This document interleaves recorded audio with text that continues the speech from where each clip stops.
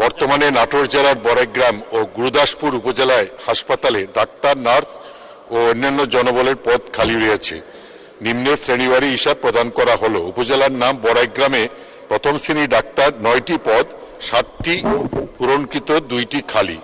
গুরুদাসপুরে এরকম 20টি পদ প্রথম শ্রেণীর ডাক্তার, 13টি পূরণকৃত কিন্তু 7টি খালি আছে। চলমান প্রক্রিয়ার অংশ হিসাবে সকল শূন্য পদে জনবল নিয়োগের কার্যক্রম চলমান রয়েছে। ধন্যবাদ মাননীয় স্পিকার। ধন্যবাদ মাননীয় মন্ত্রী, আপনাকে অসংখ্য ধন্যবাদ। এখন মাননীয় সদস্য জনাব সিদ্দিকুর রহমান পাটোয়ারি এটি সম্পূর্ণ প্রশ্ন করতে পারেন। মাননীয় স্পিকার, আপনাকে ধন্যবাদ। আমার নির্বাচনী এলাকায় 2টি উপজেলা নিয়ে গঠিত, একটি হলো গুরুদাসপুর, একটা বড়াইগ্রাম। আর হলো আমাদের মহাসড়ক হলো হাটিকুমরুল থেকে আমাদের নাটোর যা আহমদ পর্যন্ত আমাদের সীমান্ত, এবং বনপাড়া থেকে দাসুরিয়া পর্যন্ত। এই এলাকায় রাস্তা সংলগ্ন কোনো হাসপাতাল নেই, এবং আমাদের আগের সংসদের আমাদের মাননীয় সংসদ সদস্য জনাব আব্দুল কুদ্দুস এমপি মহোদয় একটি হসপিটাল বনপাড়া প্রাণকেন্দ্রে স্থাপনের জন্য প্রস্তাব করেছিলেন, এবং তার জন্য জায়গা হুকুম দখলেরও প্রক্রিয়া শুরু হয়েছিল, কিন্তু অদ্যাবধি সেই কার্যক্রম কোনো অগ্রগতি নেই। বনপাড়া একটি গুরুত্বপূর্ণ জায়গা, যেখান থেকে আমাদের লালপুর হসপিটাল দূরত্ব প্রায় 23 কিলোমিটার, ঈশ্বরদী হসপিটালের দূরত্ব প্রায় 25 কিলোমিটার, আর নাটোর সদর দূরত্ব 18 কিলোমিটার, এবং সেখান থেকে আমাদের এই সড়কের পাশে আর কোনো হাসপাতাল নেই, যেটা হলো বড়াইগ্রাম হলো সব মূল সড়ক থেকে দূরে, গুরুদাসপুর মূল সড়ক থেকে দূরে। সেই জন্য বনপাড়ার গুরুত্ব অপরিসীম বিবেচনায় এখানে একটি স্বাস্থ্যকেন্দ্র খুবই প্রয়োজন। এই বিষয়ে পূর্ববর্তী সময়ে যে সিদ্ধান্ত হয়েছিল সেটার কার্যক্রম কতটুকু অগ্রগতি হয়েছে, সেটাই আমার প্রশ্ন মাননীয় মন্ত্রী মহোদয়ের কাছে। আবার যদি দ্বিতীয় একটি প্রশ্ন আমি করতে চাই, সেটি হলো আমাদের বড়াইগ্রাম হাসপাতাল 50 বেডে উন্নীত হয়েছে, আমাদের সাবেক স্বাস্থ্যমন্ত্রী নাসিম ভাই উদ্বোধন করেছিলেন, কিন্তু অদ্যাবধি 50 বেডের হসপিটালে কোনো জনবল নেই, এবং প্রকৃতপক্ষে সেখানে ওটি চালু আছে। প্রতি সপ্তাহে প্রায় 8টা-10টা করে সিজার সহ অন্যান্য অপারেশন হয়, কিন্তু এই সংকীর্ণ জনবল নিয়ে এত গুরুত্বপূর্ণ একটি কার্যক্রম চালানো খুব কঠিন। ইতিপূর্বে রাজশাহী বিভাগের মধ্যে ওই হসপিটালটি স্বাস্থ্যসেবায় কিন্তু তার অ্যাওয়ার্ড পেয়েছিল, বড়াইগ্রাম হসপিটাল। তা আমার কথা যে এই জনবল কত দ্রুত এখানে দেওয়া হবে, এবং সেখানে আউটসোর্সিং এর মাধ্যমে যে লোকগুলোকে দেওয়া হচ্ছে সেগুলো নিয়ন্ত্রণ করে কন্ট্রাক্টর। আমাদের স্বাস্থ্যসেবা অধিদপ্তরের যে কর্মকর্তারা রয়েছে তারা কিন্তু তাদের নিয়ন্ত্রক নয়, তারা বেতন পায় সামান্য 5,000 টাকা, সরকারি অনেক বেশি। এই আউটসোর্সিং এর লোকগুলোকে যেন সরকারি ভাবে সেখানে নিয়োগ দেওয়া হয়, কোনো কন্ট্রাক্টর মাধ্যম ছাড়া। এই জন্য মাননীয় মন্ত্রীর কাছে আমার প্রশ্ন যে এই সমস্যাগুলা কবে নাগাদ সমাধান হবে, তাহলে আমাদের স্বাস্থ্যসেবা উন্নত হবে এবং আমাদের বনপাড়া কেন্দ্রিক যে জটিলতা সেটা দূর হবে। ধন্যবাদ মাননীয় মন্ত্রী। মাননীয় সংসদ সদস্যের বিষয়টি আমি অবগত নই, আমি পরীক্ষা নিরীক্ষা করিয়া বিষয়টি ব্যবস্থা নিব। ধন্যবাদ মাননীয় স্পিকার। মাননীয় সদস্য মোহাম্মদ জিয়াউর রহমান, চাঁপাইনবাবগঞ্জ 2, আপনি একটি সম্পূর্ণ প্রশ্ন করতে পারেন। মাননীয় স্পিকার, আপনাকে ধন্যবাদ। আমার নির্বাচন এলাকা চাঁপাইনবাবগঞ্জ 2 নাচল বোলাহাট গামস্থাপন নিয়ে গঠিত। এই উপজেলা 3টি স্বাস্থ্য কমপ্লেক্স, স্বাস্থ্য হসপিটাল আছে, কিন্তু দুঃখের সাথে জানাচ্ছি যে এই হসপিটালে আধুনিক পরীক্ষা নিরীক্ষার জন্য বিভিন্ন যন্ত্রপাতি, বিভিন্ন সরঞ্জামাদি বহুদিন আগে থেকে পরে থেকে নষ্ট হয়ে গেছে। এই নষ্ট যন্ত্রপাতির ব্যাপারে মূল কারণটা হচ্ছে ব্যবহারের জন্য কোনো উপযুক্ত লোক থাকে না। এই ব্যাপারে আমি মাননীয় মন্ত্রীর কাছে আপনার মাধ্যমে জিজ্ঞাসা করছি যে এই ব্যাপারে তার কাছে কোনো তথ্য আছে কিনা, যদি তথ্য থেকে থাকে এ ব্যাপারে তার কোনো পরিকল্পনা আছে কিনা এই সমস্ত দুর্ভোগ মানুষের কল্যাণে কমিয়ে আনার জন্য বা শেষ করার জন্য। ধন্যবাদ আপনাকে। মাননীয় মন্ত্রী। স্পিকার, আমার এই ব্যাপারে কোনো তথ্য আমার জানা নাই, তবে জিনিসটা আমি জানি যে অনেক জায়গায় এরকম অনেক যন্ত্রপাতি পড়ে আছে যেগুলা চালানোর কোনো লোক নাই। তো আমি সেজন্যই মনে করি এবং আমি সেভাবে পদক্ষেপ নিচ্ছি যে আমি যন্ত্রপাতি তখনই কিনবো যখন আমার লোকজন চালানোর লোক থাকবে, তা না হলে আমি কোনো যন্ত্রপাতি কেনার পক্ষে না। তবে বিষয়টি আমি পর্যালোচনা করে দেখব। ধন্যবাদ মাননীয় স্পিকার। ধন্যবাদ মাননীয় মন্ত্রী।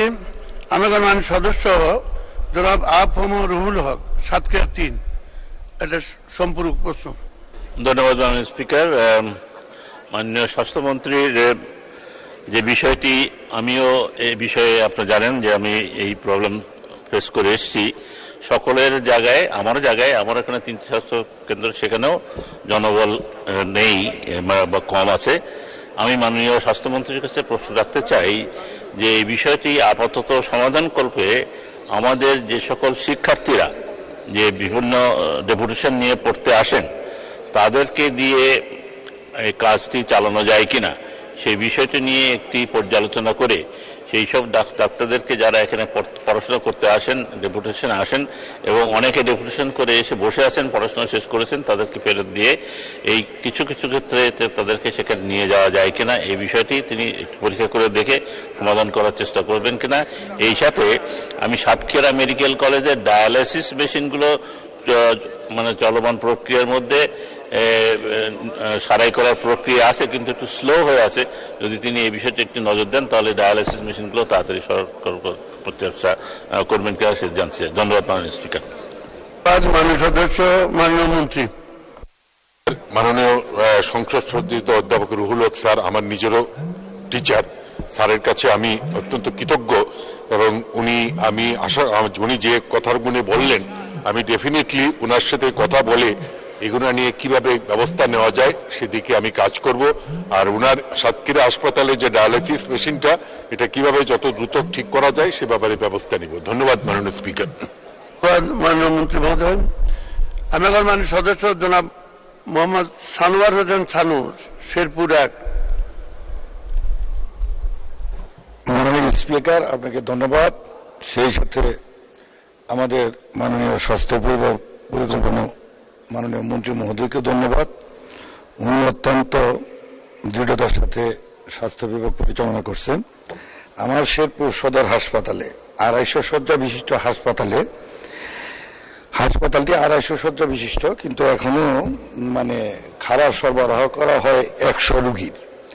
এইখানে মাননীয় প্রধানমন্ত্রী শেখ হাসিনার নামে একটি আইসিসিউ কেবিন করা হয়েছে, 10টি আইসিসিউ বেড রয়েছে দীর্ঘদিন যাবৎ করোনার পর থেকেই, সেগুলো এখনো অকেজু হয়ে পড়ে আছে।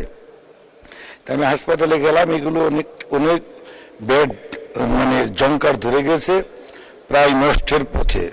এরকম মানে অর্থ অযথায় নষ্ট হচ্ছে সেখানে জনবল দেওয়ার জন্য। এবং পাশাপাশি আমার হাসপাতালে 61 জন ডাক্তার থাকার কথা, সেখানে ডাক্তার আছে মাত্র 25 জন। আমি মাননীয় মন্ত্রী মহোদয়ের সঙ্গে দেখা করেছি, মাননীয় মন্ত্রী মহোদয় আশ্বাস দিয়েছেন। আমি আবারও আপনার মাধ্যমে মাননীয় মন্ত্রী মহোদয়কে অনুরোধ করব, আমার এই প্রত্যন্ত মানে বাংলাদেশের সীমান্তবর্তী জেলা শেরপুর, গাড়াভাড়ের জেলা শেরপুর, এই শেরপুরের মানুষ যাতে চিকিৎসা সেবা পায় সেদিকে মাননীয় মন্ত্রী মহোদয়ের দৃষ্টি আকর্ষণ করছি। মাননীয় স্পিকার, আপনাকে ধন্যবাদ। ধন্যবাদ মাননীয় সদস্য, মাননীয় মন্ত্রী মহোদয়। ধন্যবাদ মাননীয় স্পিকার। আমি মাননীয় সংসদ সদস্য আমার সঙ্গে দেখা করে এই প্রবলেমটা বলেছেন, তবে আইসিইউ বিষয়টা অত্যন্ত স্পর্শকাতর। আইসিইউ বাংলাদেশে অনেক জায়গায় আছে, কিন্তু আইসিইউ চালানোর জন্য যে দক্ষ জনবল, শুধু চিকিৎসক না তার সাথে নার্স, তারপরে প্যারামেডিক্স সবকিছুর দরকার। তো আমি একটু চেষ্টা করব মাননীয় সংসদ সদস্য এলাকার বিষয়টা পরীক্ষা নিরীক্ষা করিয়া কিভাবে দ্রুত ব্যবস্থা নেওয়া যায়। ধন্যবাদ মাননীয় স্পিকার। ধন্যবাদ মাননীয় মন্ত্রী। মাননীয় সদস্য জনাব মোহাম্মদ মঈনুদ্দিন, ব্রাহ্মণবাড়িয়া 2। মাননীয় সদস্য আচ্ছা বলুন। মাননীয় স্পিকার, আপনাকে ধন্যবাদ। আমার এলাকা ব্রাহ্মণবাড়িয়া 2, সরাইল এবং আশুগঞ্জের। মাননীয় মন্ত্রী এতক্ষণ যাবৎ যে সকলের উত্তর দিচ্ছেন একের পর এক, প্রশ্ন করতে খারাপ লাগে, কারণ সারা দেশের স্বাস্থ্য ব্যবস্থা আমার মনে হয় লন্ডভন্ড অবস্থা। আমরা চাই না এই অবস্থায় চলুক। মাননীয় মন্ত্রীর কাছে আমার প্রশ্ন, মাননীয় মন্ত্রীর যে রিয়েলাইজেশন, উনার যে উপলব্ধি, উনি এই জায়গাটা অন্ততপক্ষে আশ্বস্ত করেছেন আমাদেরকে, জাতিকে, যে ম্যান পাওয়ার এবং স্কিল ডক্টর এবং এক্সপার্ট নিয়োগ না করে অন্ততপক্ষে ইকুইপমেন্ট উনি কিনবেন না, এই জন্য অর্থের সাশ্রয় হবে। উনাকে ধন্যবাদ জানাই। কিন্তু এইটুকু বলতে চাই, যেইটুকু যে আছে সর্বাঙ্গে ব্যথা ওষুধ দিবেন কোথা। সুতরাং যেখানে যে অবস্থায় কমিউনিটি ক্লিনিকগুলো আছে, এবং আমার সরাইলের পশ্চিমাঞ্চলের 5টা ইউনিয়নের এককালে একটা কৃষ্ণানন্দ নামে একটা দাতব্য চিকিৎসালয় ছিল, পরবর্তীতে সরাইল থানা কমপ্লেক্সের আন্ডারে সেটা নিয়ে নেওয়া হয়, এবং সেখানে এককালে একজন ডাক্তার ছিল, কম্পাউন্ডার ছিল, প্যারামেডিক্যাল অফিসার ছিল এবং একজন পিওন ছিল। এখন শুধুমাত্র একজন পিওন আছে, ডক্টর নাই, প্যারামেডিক্যাল নাই, কম্পাউন্ডার নাই, এবং ওই যে স্বাস্থ্য কমপ্লেক্সটা একটা ভগ্নদশা। মাননীয় মন্ত্রীর কাছে আমার জিজ্ঞাসা, উনি আসো এই ব্যাপারে কোনো পদক্ষেপ নেবেন কিনা। মাননীয় স্পিকার, আপনাকে ধন্যবাদ। ধন্যবাদ মাননীয় মন্ত্রী। ধন্যবাদ মাননীয় স্পিকার। মাননীয় সংসদ সদস্যকে আশ্বস্ত করতে চাই যে এই সমস্যাটা আমি সারা দেশেই, এবং এটা আমি চেষ্টা করব আমি যে যাতে এই সমস্ত সমস্যা একদিনে সম্ভব না এই সমস্যাগুলো সমাধান করার, কারণ একটা হাসপাতাল, একটা চিকিৎসা কেন্দ্র চালাতে গেলে যা যা দরকার, তো শুধু তো ডাক্তার দিলে হবে না, ডাক্তারের সাথে আরো অনেক কিছু লাগে। তো আমি এই নিয়ে কাজ করছি, আমি আশা করি আমাকে একটু সময় দেন যে আমি এইগুলা আস্তে আস্তে সমস্যার সমাধান করব। ধন্যবাদ মাননীয় মন্ত্রী। মাননীয় সদস্যবৃন্দ, মাননীয় মন্ত্রীদের জন্য নির্ধারিত প্রশ্ন জিজ্ঞাসা উত্তর পর্ব এখানেই শেষ হলো। বলুন, জনাব মুজিবুল হক চন্নু, বিরোধী দলের স্পিকার। প্রধান। গ্রিক সম্রাট আলেকজান্ডার পুরুকে পরাজিত করে যখন ভারত জয় করেন, তখন এই দেশে কিছুদিন ছিলেন। এই দেশে আলু বাতাস, মানুষের মনের গতিবিধি লক্ষ্য করে তার জেনারেল ছিল সেলুকাস, তাকে বললেন যে কি বিচিত্র এ দেশ সেলুকাস। স্পিকার, আসলে কি বিচিত্র। আজকে প্রথম আলো সম্পাদকীয়তে আছে আমাদের একজন পুলিশ অফিসার, সরকারি কর্মচারী, 2010 সালের 11 অক্টোবর হাতে লেখা সবুজ পাসপোর্ট নবায়ন করতে যান, যেটা নাকি সাধারণ পাবলিকের জন্য। সরকারি কর্মচারীদের জন্য কিন্তু নীল পাসপোর্ট, এবং তিনি সেটা নবায়ন করেন। স্পিকার, তিনি যখন ডিজি র্যাব, তখনও সেই সবুজ পাসপোর্ট, এবং সেইখানে কি লেখা, পেশা হিসাবে private service. Speaker, DG RAB, একজন এডিশনাল আইজি, তার পাসপোর্টে লেখা প্রাইভেট সার্ভিস। কি আশ্চর্য, এটা আমরা কেউ খেয়াল করলাম না। স্পিকার, শুধু তাই নয়, আইজি, তিনি আইজি থাকা অবস্থায় তার সেই সবুজ পাসপোর্ট, এবং তিনি বিভিন্ন সময় দেশে গেছেন, বিদেশে সবুজ পাসপোর্ট দিয়ে। ইমিগ্রেশনে এন্ট্রি আছে সবুজ পাসপোর্টের, প্রাইভেট সার্ভিস। কি সর্বনাশের কথা। স্পিকার, সারা দেশে একটা বিষয় আমরা জানি, এই আওয়ামী লীগ সরকার একজন প্রতিমন্ত্রী ছিলেন, তার রেড পাসপোর্ট ছিল এবং সবুজ পাসপোর্ট ছিল। সবুজ পাসপোর্ট দিয়ে সিঙ্গাপুর যাওয়ার কারণে মাননীয় প্রধানমন্ত্রী সেদিন তাকে মন্ত্রী পরিষদ থেকে বাদ দিয়েছিলেন। আর এই ব্যক্তি আইজি, একটা ডিসিপ্লিনারি ফোর্সের চিফ। স্পিকার, এই ব্যক্তি যখন আইজি ছিলেন, তখন কি সুন্দর বক্তব্য দিতেন। তিনি বলেছিলেন পুলিশ বাহিনীর সমস্ত সদস্যদের উদ্দেশ্যে, এই পুলিশ বাহিনীর সদস্যরা, তোমরা কেউ করাপশন করতে পারবে না। আমি আইজি, আমার নাম বেনজির, আমি দুর্নীতির বিরুদ্ধে zero tolerance. Speaker, zero tolerance দুর্নীতির বিরুদ্ধে, ভালো কথা।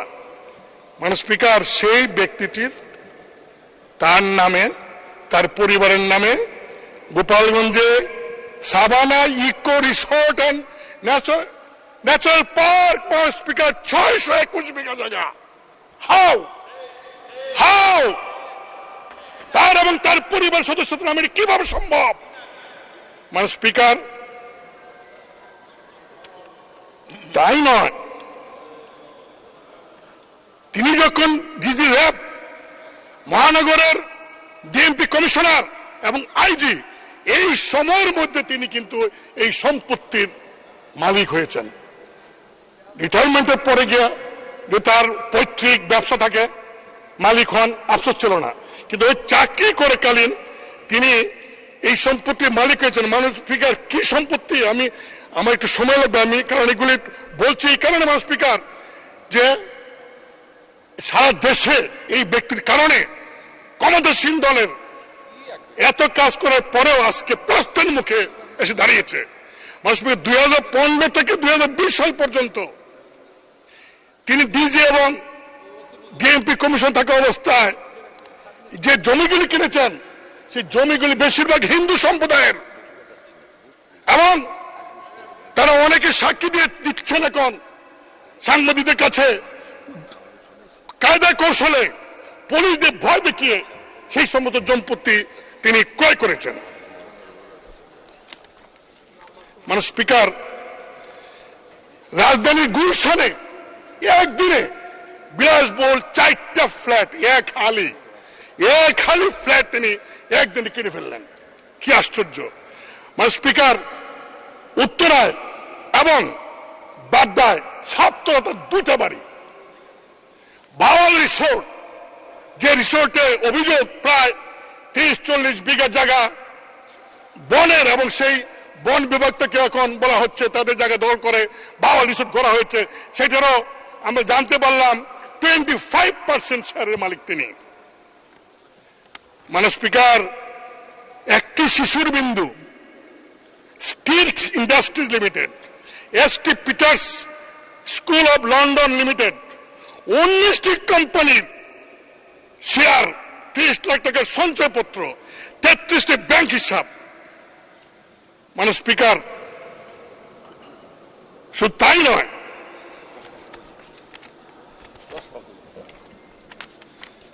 ঠাকুরগাঁও সদরে 50 বিঘা জায়গা তার এবং তার ফ্যামিলির নামে, জলঢাকা নীলফামারী 50 বিঘা জায়গা, নীলফামারী কিশোর সদর 50 বিঘা জায়গা, বান্দরবন সদর এবং লামা উপজেলায় 250 বিঘা তার নামে। মানে স্পিকার, সেন্ট মার্টিনে বেনজিরের নামে 4 বিঘা জমি। মানে স্পিকার, ইন্দ্রাণী বিচে কক্সবাজার 2 বিঘা 3 মেয়ের নামে, রাজৌরি উপজেলায় জিসান মির্জার নামে তার স্ত্রীর 273 বিঘা জমি, গাজীপুরে 200 বিঘা জমি। মানে স্পিকার, কয়েকদিন আগে তিনি চলে গেলেন, চলে যাওয়ার আগে পত্রিকার নিউজ অনুযায়ী প্রায় 80 কোটি টাকা ব্যাংক থেকে উত্তোলন করেছেন। মানে স্পিকার, আমি একটু বলতে চাই, আমাদের মাননীয় স্বরাষ্ট্রমন্ত্রীর মধ্যে খুব ভদ্র মানুষ, অত্যন্ত ভালো মানুষ, খুবই ভালো মানুষ। তিনি বলেছেন সাংবাদিকদেরকে যে এই যে বেনজির তার পরিবার সহ বিদেশে গেলেন তিনি জানেন না। মানে স্পিকার, খুব কষ্ট পেলাম, তিনি জানবেন না কেন? হ্যাঁ, যেতে পারে, যেহেতু বেনজির সাহেবের কোনো নিষেধাজ্ঞা নাই, যেতে পারেন, জানবেন না কেন? কারণ তিনি তো এয়ারপোর্টে ইমিগ্রেশন হয়ে গেছেন, ইমিগ্রেশনে তো কোনো ভিআইপি, আর তখন সারা দেশে আলোচিত বেনজির, তিনি ইমিগ্রেশন দিয়ে গেছেন, আর ইমিগ্রেশন ডিপার্টমেন্ট তার মন্ত্রণালয়কে জানায় নাই, সরকারকে জানায় নাই। যদি না জেনে থাকে তাহলে ইমিগ্রেশনের সমস্ত কনসার্ন কর্মচারীকে সাসপেন্ড করা উচিত। মানে স্পিকার, অনেকে বলছেন সরকারের লোকেরা যে ওই তার বিরুদ্ধে তো ওয়ারেন্ট নাই। 24 এপ্রিল থেকে মানে স্পিকার, দুদক তার বিরুদ্ধে টিম করে বিভিন্ন তথ্য চাইতেছে, সারা দেশে মানুষ জানে। একজন রাজনৈতিক নেতা চিকিৎসার জন্য বিদেশ যাবেন, তাকে আপনারা এয়ারপোর্ট আটকে দেন, 2 ঘন্টা বসে রাখতে পারেন। আর এরকম একজন ভিআইপি যিনি সারা বাংলাদেশের মানে কিনার কোনো বাকি রাখেন নাই, তিনি চলে যাবেন দেশের বাইরে, আর সরকার জানবে না, হতে পারে না। মানে স্পিকার, বাংলাদেশ ব্যাংক এবং ব্যাংকগুলি এই টাকা উত্তোলন করলো, একটা চেক দিয়ে পাঠাইলে ব্যাংকে 10 লাখ 20 লাখ টাকার 4 দিনের নোটিশ থাকে, 70-80 কোটি টাকা তিনি কিভাবে উত্তোলন করলেন আমি জানি না। মানে স্পিকার, সরকার এত বাহিনী, সরকার এত এজেন্সি আছে, তারা কি খবর রাখেন? তারা কেন সরকারকে এইগুলি জানান না? মানে স্পিকার 2 টন গম যদি বিক্রি করে ইউনিয়নের মেম্বার, তার বিরুদ্ধে মামলা হয়ে যায়। একজন এমপি এলাকায় কাবিকার কাকে কি দিল সেটা পত্রিকা ফলাও হয়ে যায়, হ্যাঁ, মামলা হয়। আর কৃষকের 50,000 লোনের জন্য অ্যারেস্ট করা হয়। আর মানে স্পিকার এই লোকটি মানে এরকম অবস্থা, এত কোটি কোটি টাকা, এত সম্পত্তি কিভাবে সম্ভব হলো? কেন সরকার দেখলেন না? মানে স্পিকার যতই বলেন সরকার এখন দায় দায়িত্ব নাই, এই কথা বললে দেশবাসী মানবে না। কারণ এই ব্যক্তিতে এই সরকারের আমলেই প্রমোশন পেয়েছে, পোস্টিং পেয়েছে, এবং এই সরকার আমলে চাকরি থাকা অবস্থায় এই সমস্ত সম্পত্তি সে ক্রয় করেছে এবং দুর্নীতি করেছে। আর সে বলে দুর্নীতির বিরুদ্ধে জিরো টলারেন্স। মানে স্পিকার, আমি শুধু এটুকু বলবো যে এই বিষয়টাকে গুরুত্ব দিয়ে যদি সরকার ব্যবস্থা না নেন, দুদক তদন্ত করছে, তদন্ত বছরের পর বছর যদি চলে, এই তদন্ত যদি শেষ না হয় এবং কোর্টে গিয়ে বিচার না হয়, মানে স্পিকার, তাহলে দেখা যাবে আরো যারা আছে বেনজির তারা আস্কারা পাবে। এবং মানে স্পিকার, আমি আপনার মাধ্যমে দাবি করব, যত সরকারি আমলা আছে, এই এমপি যারা আছে, যারা পলিটিক্যাল পার্টির নেতারা আছে, তাদের সবার হিসাব আপনি নেন। সরকার সবার হিসাব নেন, আমি আমার হিসাব 1 ঘন্টার মধ্যে দিব। আমার কি আছে, আমাদের কি আছে? মানে স্পিকার, এই যে বিভিন্ন এলাকায় বাড়ি হচ্ছে, গাড়ি হচ্ছে, লেটেস্ট মডেলের গাড়ি, আমরা টাকা পাই না বাজেটে, আমরা ইনকাম ট্যাক্স ধরতে পারি না, অথচ এই রিসোর্ট, এই যে লাক্সারিয়াস লাইফ লিড করে একজন বাড়ির মধ্যে বিদেশি ফিটিংস লাগায়, এগুলি কেন অর্থ মন্ত্রণালয় দেখেন না, দেখে এই ট্যাক্সের ব্যবস্থা করেন না? তাহলে টাকার অভাব হয় না। মানে স্পিকার, আমি শেষে একটা কথা বলে শেষ করব। আজকে এই একজন সরকারি কর্মচারীর এত বড় দুর্নীতি কারণে এইটাই প্রমাণ হয়েছে যে সব সম্ভবের দেশ বাংলাদেশ। ধন্যবাদ মাননীয় স্পিকার। ধন্যবাদ মাননীয় সদস্য, আপনাকে অসংখ্য ধন্যবাদ। মাননীয় সংসদ সদস্য জনাব আব্দুল লতিফ সিদ্দিকী, টাঙ্গাইল 4, আপনি পয়েন্ট অফ অর্ডার বলবেন, বলুন। জি, মাননীয় স্পিকার, আপনাকে ধন্যবাদ। আমি যখন প্রথম দাঁড়িয়েছিলাম একভাবে কথা বলতে চেয়েছিলাম, কিন্তু মাননীয় সংসদ সদস্য মুজিবুল হক সাহেবের বক্তৃতা শ্রবণ করে আমার চিন্তাধারাটা একটু বদলে গেল। আমি জন্মের ইতিহাস জানতে চাই। জন্মই যেখানে আজন্ম পাপ, সেখানে আজকে এইরকম উচ্চকিত হওয়ার মানে আমি খুঁজে পাই না। মাননীয় স্পিকার, মাননীয় স্পিকার,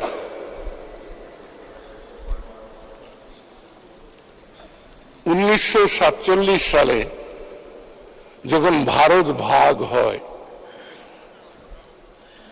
পূর্ব পাকিস্তানের জনসংখ্যার সেই সময়ের অনুপাতে এবং ভূমি ব্যবস্থার অনুপাতে যে জরিপ হয়েছিল, সেই জরিপে দেখা গিয়েছে 47 সালের 14 আগস্ট 87% ভূমির মালিক ছিল সনাতন ধর্মাবলম্বীরা, আর 13% ভূমির মালিক ছিলেন উম্মতে মুহাম্মদীরা। অতএব পরবর্তী সময়ে আমরা যারা ভূমি মালিক হয়েছি, তারা তো ওদের কাছ থেকেই কিনে নেই বা জবরদখল করে নেই, সেটাই তো হয়েছে। এবং এটার সাক্ষ্য হলো, আপনি জানেন যে 1962 সালে ROR হয়েছে। এই RORটি হলো রেকর্ড অফ রাইটস। কোন দলিল লাগবে না, উম্মতে মুহাম্মদী যার কাছেই জমি আছে তার দখলে আছে, অতএব এই জমি তার। এজন্যই ROR হয়েছিল। আর আজকে মুশকিল হয়েছে, আমাদের যা কিছু উত্তরাধিকার, আমরা কিন্তু আমাদের উত্তরাধিকারকে স্বীকার করি না, উত্তরাধিকারের দায় স্বীকার করি না।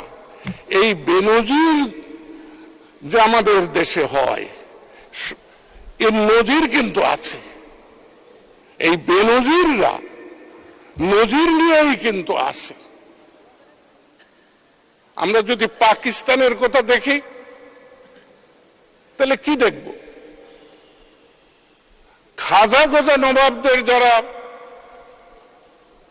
নায়েব গোমস্তা ছিল জেলা উপজেলা গ্রামে, তারাই কিন্তু পরবর্তী সময়ে সম্পদ এবং বৃত্তের মালিক হয়েছে।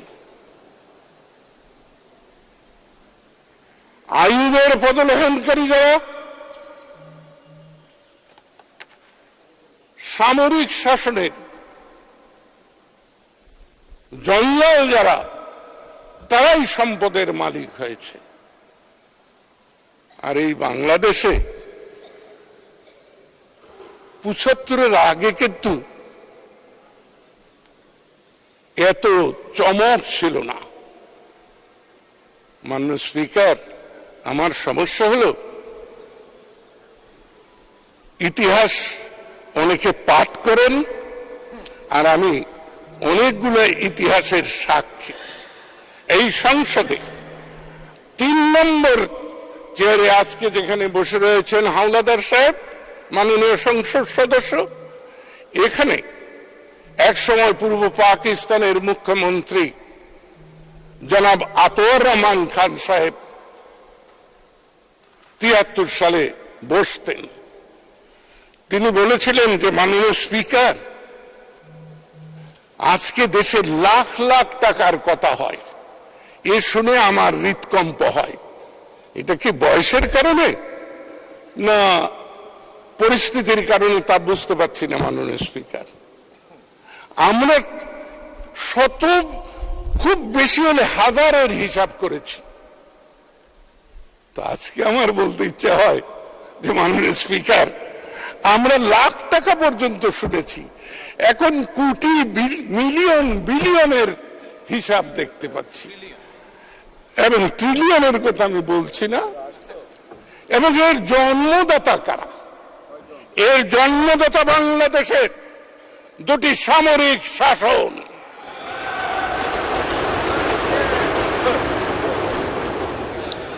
এই অর্থের যে সমস্যা নেই, এ কথাটি বলেছিলেন কে?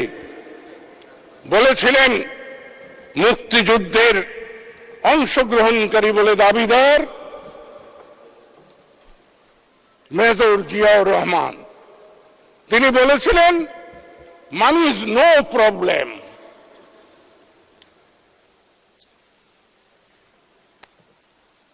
তো মানি ইজ নো প্রবলেম যেখানে, সেখানে সেনাবাহিনীর প্রধান, পুলিশ বাহিনীর প্রধান, যে দেশটা তো তাদের, কোন দিন আপনারা জনগণকে এই দেশের অধিকার দিয়েছেন? ভোটার অধিকার কাকে দিয়েছেন? কারা লুণ্ঠন করেছে মানুষের মানবিক অধিকার? আজকে চিৎকার করার আগে বুকে হাত দিন, সত্য বলতে শিখুন, সত্য বলুন। এই বেনজির নিয়ে, আজিজ নিয়ে, আনোয়ার আজিজ নিয়ে আমি নির্বিকার। আজকে আপনারা যেখানে বসেছেন, আপনারা কারা?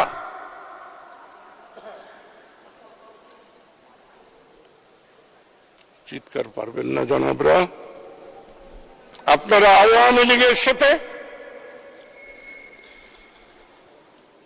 রাষ্ট্রনায়ক শেখ হাসিনার সাথে আপোষ করে নৌকার মুখোমুখি না হয়ে নিরাপদে এইখানে এসেছেন, এবং ওই চেয়ারের অনুগ্রহে আপনারা বিরোধী দলের নেতা, উপনেতা, চিফ হুইপের আহ্লাদিত হচ্ছেন, চাইলেই সময় পাচ্ছেন, আমরা যারা নৌকার মোকাবেলা করে এসেছি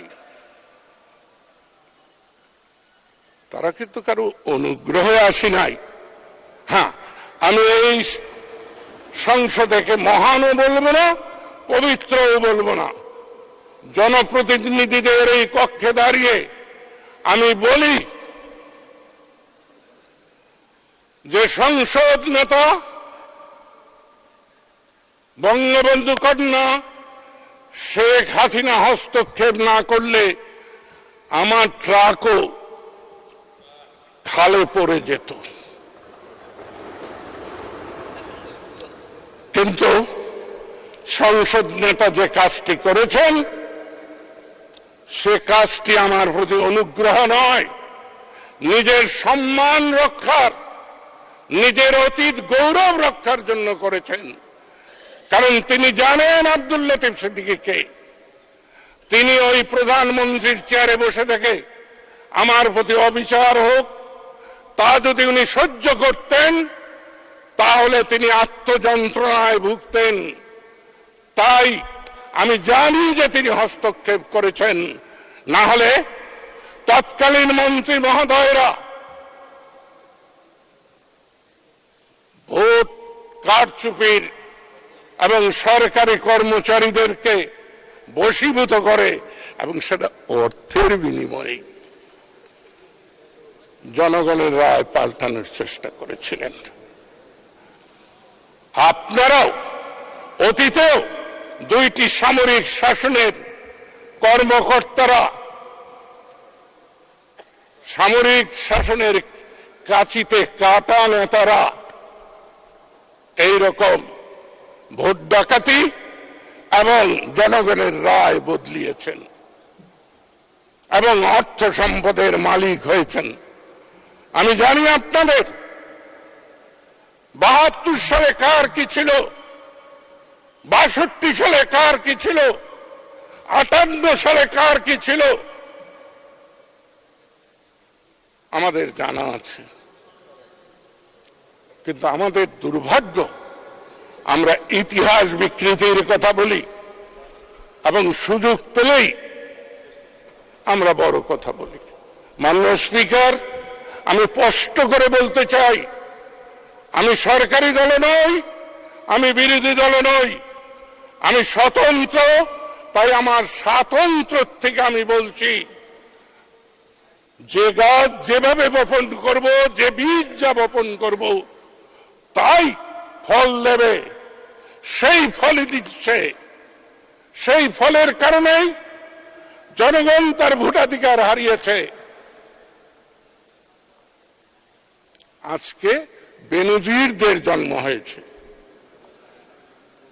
জনগণ সচেতন নয় বলেই আমি আবার বলি, সংসদ নেতা আওয়ামী লীগের কি ক্ষমতা আছে যে এই দুর্নীতি বন্ধ করবেন? দুর্নীতির জন্ম হয়েছে, বিষ বৃক্ষ রূপে প্রতিষ্ঠিত হয়েছে। আজকে জনগণকে উদ্বুদ্ধ করতে হবে, সমালোচনা নয়, বিতর্ক নয়, অভিযোগ নয়, উন্মাদনা নয়। আজকে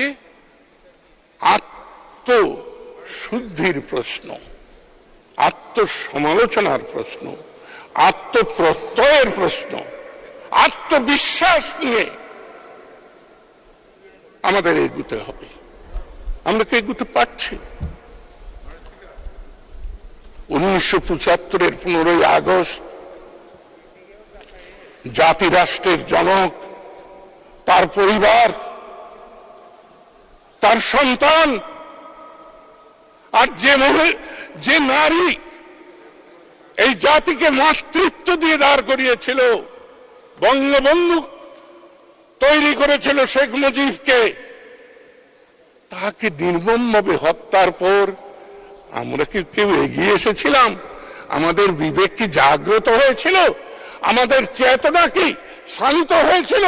আমরা কি একটি প্রতিবাদ করেছিলাম? 1982 সালে এক ভদ্রলোক আসলেন সাইকেলে চড়ে, সামরিক শাসন জারি করলেন, সেদিন কি কেউ প্রতিবাদ করেছিল? বরঞ্চ মাননীয় সংসদ সদস্য মুজিবুল হক সাহেবদের মতো লোকরা সেদিন ওই শাসনকে স্বাগত জানিয়েছিল। কোন কোন পত্রিকায় আবার লেখা হয়েছিল, এক ফোঁটা রক্তপাত হয়নি, একটি বন্দুকের গুলি ফোটেনি। ইতিহাসের নির্মমতা বড় কঠিন, ইতিহাসকে অস্বীকার করবেন না। ইতিহাসকে অস্বীকার করলে কেউ পার পাবেন না। তাই আমি বারবার বলি, নিজের জন্মের ইতিহাস আমরা যেন ভুলে না যাই। আমরা কিভাবে আজকের এই সংসদে এসেছি আমরা যেন ভুলে না যাই। আজকে বেনজির, আজিজ, এরাই কি সব? এরকম লক্ষ আজিজ, লক্ষ বেনজির প্রতিটা রন্ধ্রে রন্ধ্রে ঢুকে গিয়েছে। এতক্ষণ ধরে স্বাস্থ্য মন্ত্রণালয়ের মন্ত্রী মহোদয় প্রশ্নবাণে আমরা তাকে ক্ষতবিক্ষত করলাম। তিনি এক পর্যায়ে বললেন যে আমি নিজেও মেন্টাল কেস হয়ে যাচ্ছি। আসলে আমরা কি মানুষের অধিকারকে স্বীকার করি? আমরা শুধু আমাদের কথা ভাবি। আমাদের কথা ভাবলে হবে না, মানুষের কথা ভাবতে হবে। বঙ্গবন্ধুর নেতৃত্বে আমরা কি চেয়েছিলাম? আমরা চেয়েছিলাম মানুষের অধিকার, আমরা চেয়েছিলাম মানুষের সম্মান। আজকে কি মানুষের অধিকার, মানুষের সম্মান আছে? আমলাতন্ত্র, সেনাবাহিনী, গোয়েন্দা বাহিনী, পুলিশ,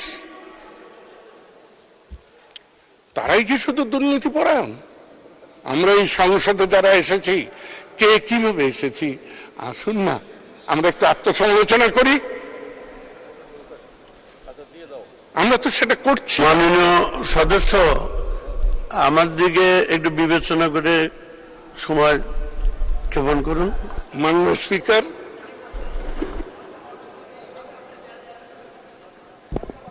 মাননীয় স্পিকার, আমি ঠিক না, আমার আপনি যদি বলেন আমি এখনই বসে পড়বো, কিন্তু মাননীয় স্পিকার, আমার বেদনা বোধ হয়, আমি যন্ত্রণাবিদ্ধ হই। কিছুক্ষণ আগে এক মাননীয় সংসদ সদস্য বললেন যে আপনি এত শান্তিপূর্ণভাবে কথা বললেন, আজকে প্রশ্ন তুললেন। তা আমি শান্তি, অশান্তি, শক্তি, শক্তির অপপ্রয়োগ, এই শব্দগুলো সম্পর্কে আমি খুব ভালো করেই পাঠ করে আসি। আমি বিশ্বাস করি যার শক্তি নাই সে শান্তি প্রতিষ্ঠা করতে পারে না।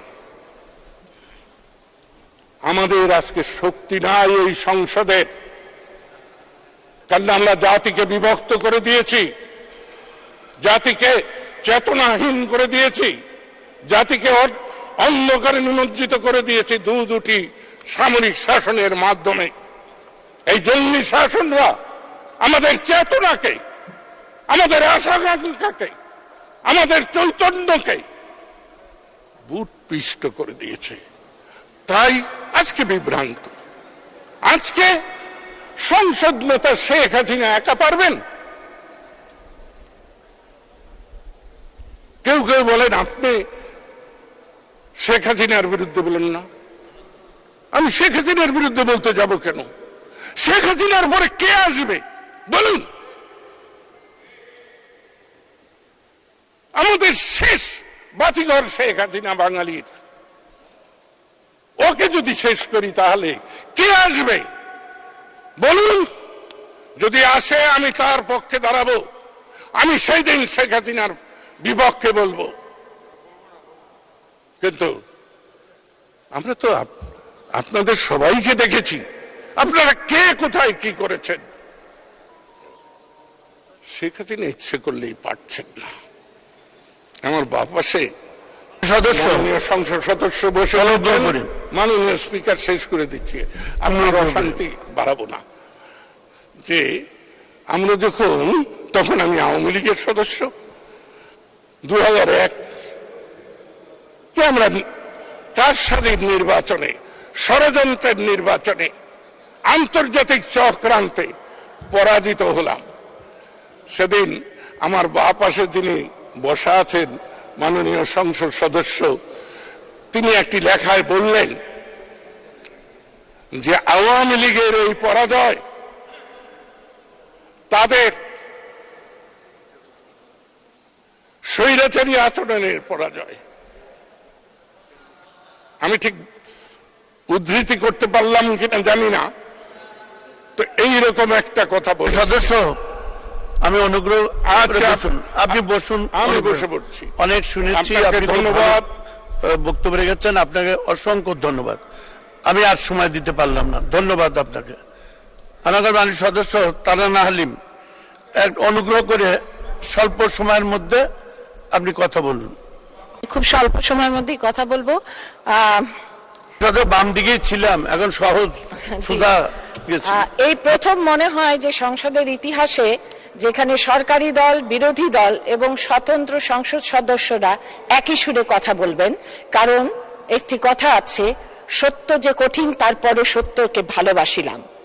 বঙ্গবন্ধুর ভাষণটি যদি শুনে থাকেন, বঙ্গবন্ধুর যারা সৈনিক আছেন, যারা বঙ্গবন্ধুকে ভালোবাসেন, তিনি বলেছিলেন চোরা কারবারি, এই যে মানি লন্ডারিং, এই যে কালোবাজারিতে আমার পিঠ দেয়ালে ঠেকে গেছে। যেখানে আমাদের নেতা, যিনি আমাদের তার জীবনের চেয়ে বেশি ভালোবেসেছেন, তিনি এই অসহায়ত্ব ব্যক্ত করে গিয়েছিলেন তার মৃত্যুর কিছুদিন আগেই তার বক্তৃতায়। আমরা যদি বঙ্গবন্ধুর সৈনিক হয়ে থাকি এবং সত্যিকারের সৈনিক হয়ে থাকি, একটি টাকা ঘুষ খাবার সময়ও আমাদের মনের ভেতরটা চুরমার হয়ে যাওয়ার কথা, আমাদের তার পথ থেকে সরে যাওয়ার কথা। আমরা নিজেদের বঙ্গবন্ধুর সৈনিক হিসেবে দাবি করতে পারবো না, এমনটি চিন্তা করার কথা। এখন আমরা দেখি যে যার কথা বলা হলো এতক্ষণ, তিনি বললেন তার মন খারাপ হয়েছে দেখে তিনি একসঙ্গে 10টা বাড়ি কিনেছেন। মাননীয় স্পিকার, আমাদের মন খারাপ হলে আমরা বড়জোর দোকানে গিয়ে 2-1টা শাড়ি কিনে থাকি। যাই হোক, ওনার মন খারাপ হলে উনি অনেক বড় বড় কিছু কিনতে পারেন। আমরা কোনো কথা বললেই, কোনো কিছু বললেই যানবাহনের সিন্ডিকেট, রাস্তাঘাটে সিন্ডিকেট, বাজার নিয়ন্ত্রণে আসছে না সিন্ডিকেট, অমুকখানের সিন্ডিকেট, চালের গুদামে সিন্ডিকেট, বস্ত্র বিতরণের সিন্ডিকেট। এই সিন্ডিকেট কারা আমরা জানতে চাই, নাম প্রকাশ করা হোক, আমরা শুনতে চাই। কাদের পানামা পেপারস এর নাম আছে আমরা জানতে চাই, প্যারাডাইস পেপারস এ কাদের নাম আছে আমরা জানতে চাই। এর কারণ হলো এটাই যে আমরা বঙ্গবন্ধুর আওয়ামী লীগ করি, আমরা তার কন্যার আওয়ামী লীগ করি। কাজেই আমরা চাই না যে 1টি 2টি 3টি লোকের জন্য আমাদের মতো যারা তাদের সমস্ত জীবন সততা এবং শপথ বাক্য রক্ষার জন্য ব্যয় করেছেন, তাদের গায়ে একটি ফোঁটা কালি লাগুক। কাজেই আমি আহ্বান করব এই সংসদ থেকে যে সবার নাম প্রকাশ করা হোক। কার কানাডাতে বাড়ি আছে, কার বেগমপাড়ায় বাড়ি আছে, কে টাকা পাচার করেছে, কে কালোবাজারি করেছে, সবার নাম প্রকাশ করা হোক। মাননীয় স্পিকার, একটু আগে আমাদের পরম শ্রদ্ধেয় টাঙ্গাইলেরই লতিফ চাচা, ওনাকে চাচা বলে এটাকে উনি বলে গেছেন। আসলে আমাদের ইশতেহারে যদি দেখবেন গুড গভর্নেন্স এর কথা বলা হয়েছে, সেই গুড গভর্নেন্স এর মধ্যে কারাপশন ফ্রি গভর্নেন্স একটা আছে এবং কিভাবে টাকা পাচার রোধ করা যায় সেই কথাও কিন্তু আছেন। আমরা বিষয়গুলো অ্যাড্রেস করার জন্যই কিন্তু এই ইশতেহার প্রণয়ন করেছি এবং সেই অনুসারে আমরা কাজ করেছি। কিন্তু প্রবলেম হচ্ছে যে যখন শাখের করাত কাটে তখন এদিকেও কাটে ওদিকেও কাটে। চোর ধরলে বলে কেন ধরেছে, তার মানে সব চোর, আর চোর না ধরলে বলে কেন ধরে নাই, সব দোষ তাদের। কাজে একটা প্রশংসা অন্তত করেন যে আমরা শুরু করেছি এবং এটা শেষ নিশ্চয়ই আমরা করে ছাড়বো। সর্বশেষে আপনাকে, যেহেতু আপনি ছোট করে বলতে বলেছেন আমাকে, আমি জাতির পিতা বঙ্গবন্ধু সে একটা কথাই আমি বলতে চাই, আত্মসংযম করো, আত্মসমালোচনা করো, আত্মশুদ্ধি করো। আমার বিশ্বাস আমাদের এই পার্লামেন্টের মধ্যে যারা এই সিন্ডিকেটের মধ্যে পড়েন, আত্মসমালোচনা করেন, আত্মশুদ্ধি করেন, আর যারা এই সিন্ডিকেটের মধ্যে না পড়েন, অনুগ্রহ করে সাধারণ জনগণ যেন কখনো সবাইকে এক রঙে রঞ্জিত না করে, কারণ অনেক সৎ মানুষ আছে যারা তাদের সততার জন্য আজকে এখানে প্রতিষ্ঠিত আছেন এবং আজকে এখানে আছেন। কাজেই আমি সেই সৎ। আপনি কিছু বলতে চান? হ্যাঁ, মাননীয় স্পিকার, মাননীয় স্পিকার, আলোচনাটা কিসের উপর হচ্ছে আমি একটু ঠিক বুঝতে পারতেছি না যে আপনি কিসের উপর এখন আলোচনা। এটা কি কোনো জেনারেল আলোচনা? এটা কি বাজেট অধিবেশন আলোচনা? পয়েন্ট অফ অর্ডার যদি থাকতে হয় ঠিক পয়েন্ট অফ অর্ডার বলতে হবে কিসের উপর, এবং সেটার একটা সময় থাকবে। আপনি একটা পয়েন্টের অর্ডারের উপর যদি আধা ঘন্টা একজনকেই বক্তব্য করার সময় দেন, তাহলে তো সংসদের নীতিমালা, কার্যপ্রণালী, বিধি এগুলি কোনোটাই মানা হচ্ছে না। বড় পয়েন্ট অফ অর্ডার অবশ্যই সেটাকে বলতে হবে কি পয়েন্টের উপর, এবং সেটার জন্য আপনাকে সেই টাইমের মধ্যে শেষ করতে। আপনি তো জেনারেল আলোচনা শুরু করে দিচ্ছেন, এবার কোন ধারায় বলতেছে। তাই আপনাকে আমি অনুরোধ করবো যে পয়েন্ট অফ অর্ডার দেওয়ার, যেটা আমরা এখানে অনেক এমপিরা আজকে এখানে বসে আছেন, অনেকে মূল্যবান সময় আছে, কিন্তু আপনি যদি পয়েন্ট অফ অর্ডারের উপর সাধারণ আলোচনা শুরু করে দিচ্ছেন। ধন্যবাদ মাননীয় স্পিকার। চিফ হুইপ সঠিক কথাই বলেছেন, তবে পয়েন্ট অফ অর্ডারের নিশ্চয়ই আমাদের একটা আইন আছে, রুলস আছে, রুলস অফ প্রসিডিউর আছে। সম্মানিত সদস্যরা, অভিজ্ঞ সদস্য আছেন, তাদের তো সে অনুযায়ী কথাবার্তা বলা দরকার। এটা যদি সে দীর্ঘদিন পার্লামেন্টে পড়াশোনা বলা, সেক্ষেত্রে তো আমরা একটা রেওয়াজ তৈরি করেছি। তার মানে এই নয় যে আমি একটা বিষয়ের উপর বলবার জন্য আমি সময় ক্ষেপণ করব। আমার তো অনেকটা সীমাবদ্ধতা থাকে। কাজে আমি বলবো, আমাদের সরকারি দলের চিফ হুইপ আছেন, বিরোধী দলের হুইপ চিফ হুইপ আছেন, তারা তো মানে সদস্যদের সাথে ইন্টারাকশন, কাউন্সিলিং করতে পারেন। পয়েন্ট অফ অর্ডারে আমরা কে কি বলবো, কি বিষয় বলবো, আমরা চেয়ারের পারমিশন নেই, অনুমোদন নেই। আমরা একটা কনভেনশন তৈরি করেছি, সুযোগটা দেওয়া হচ্ছে, সুযোগের সদ্ব্যবহার করা দরকার। সবাইকে আমি আন্তরিক ধন্যবাদ জানাই। আমি আশা করি লাস্ট বক্তা তিনি বক্তব্য শেষ করেছেন। আমি এখন অনুগ্রহ করে এরপরেও মানে চিফ হুইপ কথা বললেন, আজকে পয়েন্ট অফ অর্ডারে আলোচনা এখানে শেষ। মানে সদস্যবৃন্দ, আমি আনন্দের সাথে জানাচ্ছি, একাছি ঝিনাইদহ 1 হতে উপনির্বাচনে নির্বাচিত মানে সদস্য জনাব মোহাম্মদ নাইব আলী জোয়ারদার আজকের বৈঠকে উপস্থিত হয়েছেন। আমি নবনির্বাচিত মাননীয় সদস্যকে স্বাগত জানাই। আমি এখন মাননীয় সদস্য জনাব মোহাম্মদ নাইব আলী জোয়ারদার ঝিনাইদহ 1-কে শুভেচ্ছা বক্তব্য রাখবার আহ্বান জানাচ্ছি। জনাব মোহাম্মদ নাইব আলী জোয়ারদার, ঝিনাইদহ 1, আপনার সময় 5 মিনিট। ধন্যবাদ। মাননীয় স্পিকার, আমাকে এই মহান সংসদে কথা বলার সুযোগ দেওয়ার জন্য আপনাকে ধন্যবাদ। আমি প্রথমে কৃতজ্ঞতা জানাই যিনি আমাকে এই সংসদে আওয়ামী লীগ থেকে মনোনয়ন দিয়ে এই সংসদে আসার সুযোগ করে দিয়েছেন, সেই জননেত্রী শেখ হাসিনাকে, যিনি এই বঙ্গবন্ধুর স্বপ্ন বাস্তবায়নের জন্য অক্লান্ত পরিশ্রম করে যাচ্ছেন। তিনি আমাকে মনোনয়ন দিয়ে ওনার একজন কর্মী হিসেবে এখানে আমাকে নির্বাচিত করেছেন।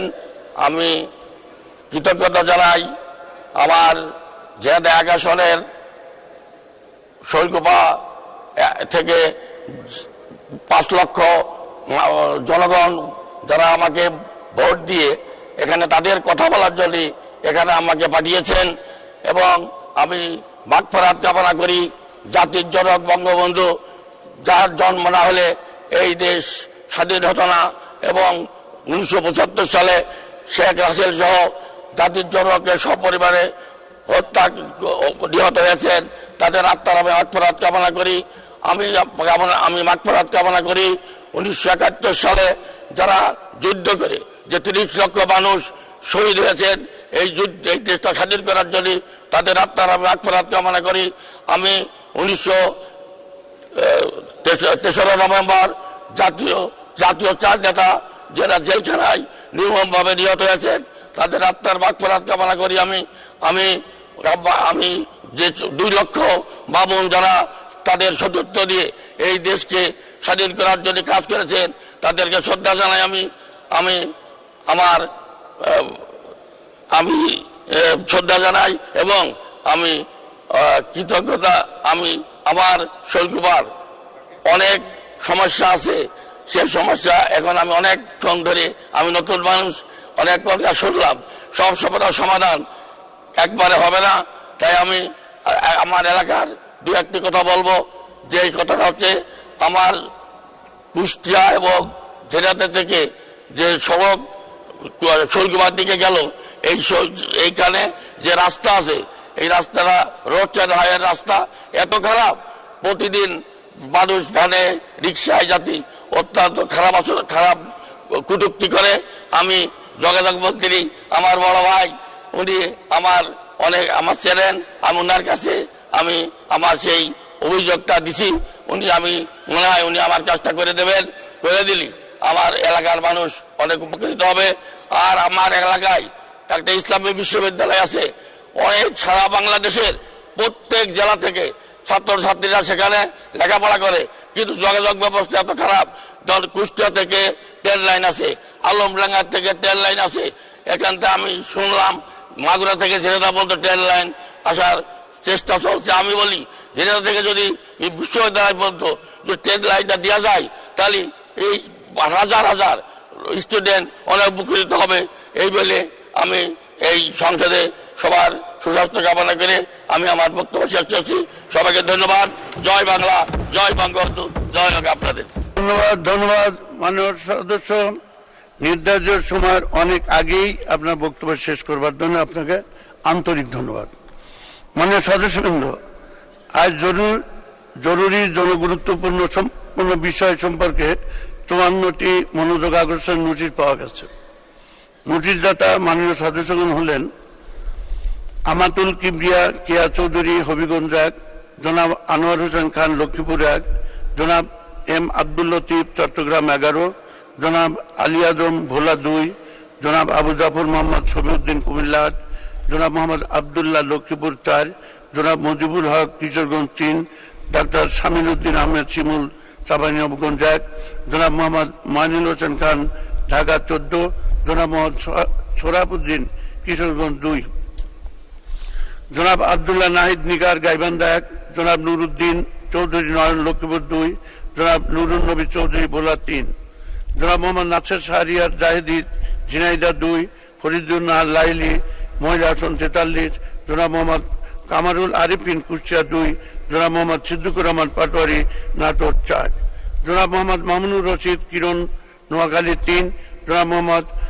হুসামুদ্দিন চৌধুরী সিলেট 5, পঙ্কজনাথ বরিশাল 4, জনাব মোহাম্মদ রেজাউল হক চৌধুরী কুষ্টিয়া 1, জনাব মোহাম্মদ জাকারিয়া দিনাজপুর 1, জনাব আলাউদ্দিন আহমেদ চৌধুরী ফেনী 1, জনাব মোহাম্মদ সিদ্দিকুল আলম নীলফামারী 4, জনাব মোহাম্মদ আবুল কালাম নাটোর 1, জনাব মোহাম্মদ আসাদুজ্জামান আসাদ রাজশাহী 3, জনাব শফিকুল ইসলাম শিমুল নাটোর 2, জনাব হাবিব রহমান সিলেট 3, জনাব মোহাম্মদ আজিজুল ইসলাম যশোর 6, জনাব মাহফুজুর রহমান চট্টগ্রাম 3, জনাব মোহাম্মদ জিয়া রহমান চাঁপাইনবাবগঞ্জ 2, জনাব মুস্তাক আহমেদ রুহি নেত্রকোনা 1, জনাব মোহাম্মদ শামীম শাহনাজ পিরোজপুর 3, জনাব মাহমুদ হাসান সুমন ময়মনসিংহ 8, জনাব মাহমুদুল হক সাহেব ময়মনসিংহ 1, জনাব মোহাম্মদ আবুল কালাম আজাদ রাজশাহী 4, জনাব শরীফুল ইসলাম জিন্না বগুড়া 2, ফরিদিয়া ইয়াসমিন মহিলা আসন 35, জনাব মোহাম্মদ রাশিদুজ্জামান খুলনা 6, কোহেলি কুদ্দুস মহিলা আসন 8, জনাব সানোয়ার হোসেন সানু শেরপুর 1, জনাব এজিএম শহীদুল ইসলাম শেরপুর 3, জনাব আব্দুল কাদের আজাদ ফরিদপুর 3, জনাব এইচ.এম. বদিউজ্জামান বাগেরহাট 4, জনাব মোহাম্মদ আব্দুল মালেক সরকার ময়মনসিংহ 6, সুলতানা নাদিরা বরগুনা 2, নাদিয়া বিনতে আমিন মহিলা আসন 22, জনাব মোহাম্মদ তহিদুজ্জামান যশোর 2, জনাব আবহম বাউদ্দিন ঢাকা 8, জনাব মোহাম্মদ জান্নাতার হেনরি সিরাজগঞ্জ 2, জনাব এস.এম. আতাউল হক সাতক্ষীরা 4, দ্রৌপদী দেবী আগরওয়ালা, মহিলা আসন 2 জনাব মোহাম্মদ সাদ্দাম হোসেন পাবেল, নীলফামারী 3, মোতামাদ ফারজানা চুমি, মহিলা আসন 14।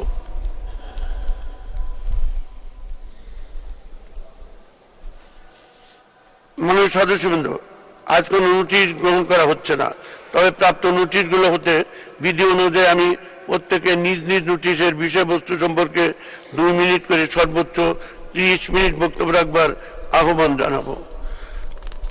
এখন মাননীয় সদস্য আমাতুল কিবরিয়া কেয়া চৌধুরী, হবিগঞ্জ 1, আপনার সময় 2 মিনিট। স্পিকার, মাননীয় স্পিকার, আমার 71 বিধিতে জনগুরুত্বপূর্ণ বিষয় আলোচনার বিষয়বস্তু হচ্ছে পর্যাপ্ত পরিমাণের সাবমার্সিবল টিউবওয়েল আমার নির্বাচনী এলাকার দরিদ্র মানুষের জন্য, তাদের সুস্বাস্থ্যের জন্য প্রয়োজন। মাননীয় স্পিকার, আপনার মাধ্যমে আমি এই মহান সংসদে উত্থাপন করতে চাই নবীগঞ্জ বাহুবল হবিগঞ্জ জেলার এই আসনটিতে নবীগঞ্জ 13টি ইউনিয়ন এবং 1টি পৌরসভা, বাহুবলে 60টি ইউনিয়নের এই বিশাল আয়তনের এই এলাকাটিতে রয়েছে ছোট বড় অনেক খাল, নদী, নালা।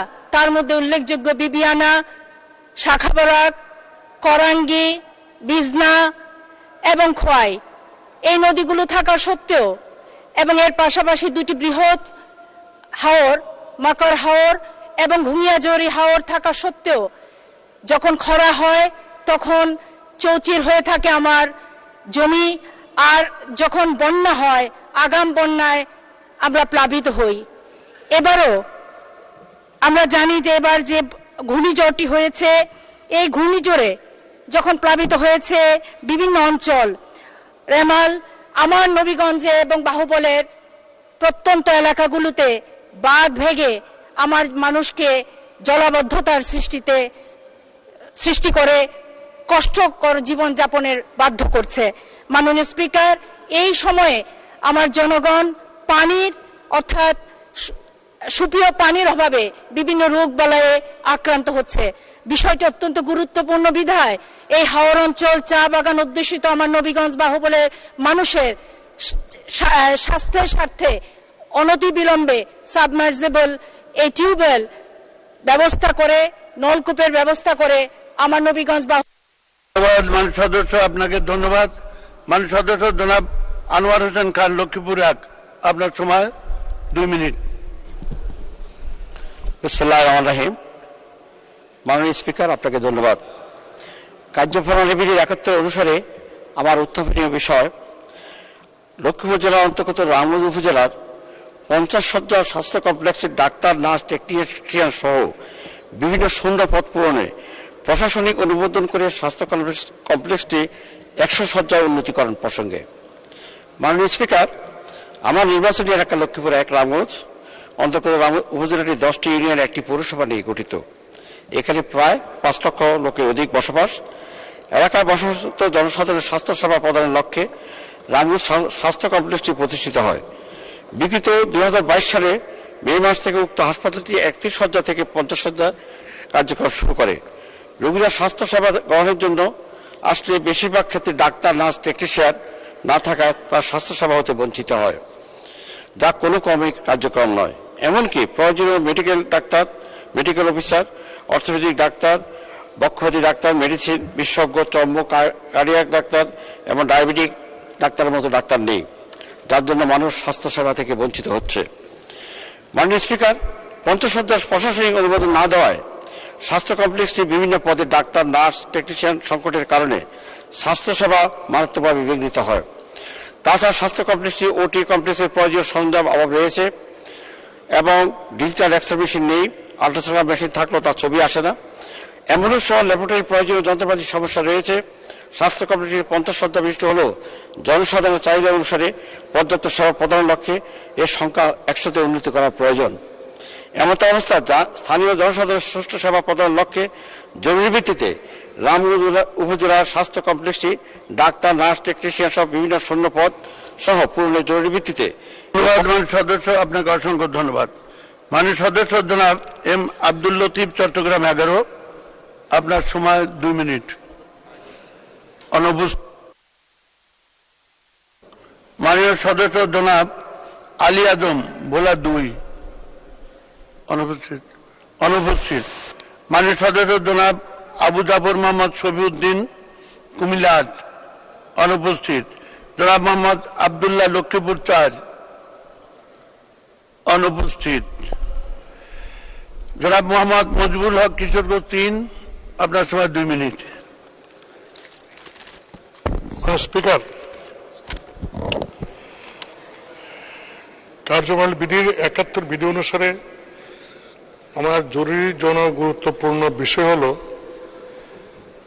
আমার নির্বাচনী এলাকা এবং নিজ উপজেলা তারাইল উপজেলার অধীন দামিয়া ইউনিয়নের নয়াপাড়া হতে গজারিয়া গ্রাম পর্যন্ত রাস্তাটি সাবমার্সিবল রাস্তাকরণ প্রসঙ্গে। মাননীয় স্পিকার, 164 কিশোরগঞ্জ 3 তারাইল উপজেলার দামিয়া ইউনিয়নের গজারিয়া গ্রামটি একটি পশ্চাৎপদ অবহিত এলাকা, হাওড় এলাকা। এই গ্রামের প্রায় 95% মানুষ কৃষিকাজের উপর নির্ভরশীল।